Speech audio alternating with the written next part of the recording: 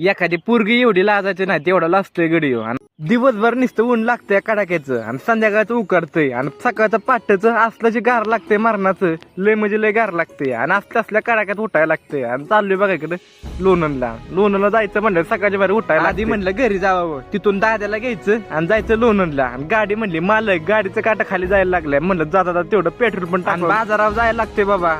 तेवढंच खर्च आहे पण पैसे होतं ना आमच्या मनाचं कोण मालक होतं आम्हाला वाटेल तेव्हा आम्ही नेतो ना आम्हाला वाटेल तेव्हा आम्ही विकतो आया जलमाची गर्दी पाय ठेवा जागा नव्हता आजच्या गुरुवारच्या बाजाराला जलमाची निसते गर्दी एक झालं की एक मला पुढं पण जायला ना मागे पण सरका येणार गेल्या खटक्याने बकर मागितलं तर मागच्या वेळेस आपलं बकरं बरोबर दिलं होतं पण ह्या वेळेस म्हटलं पुढं पण गेलं बाजारात पण गेल्याशिवाय आपल्याला पण कळणार नाही आपलं बकरं किती रेटनं त्याच्या आईला आलो की बाजारात जलमाची गर्दी पाय ठेवा जागा नव्हती एवढी गर्दी होती दिलं एक जणाला मग बकरं आपल्याला काय परवडलं नाही पण दिलं आता घरी तर कसं न्यायचं म्हणून दिलं तिथंच बकरं आणि चाललोय आता घरी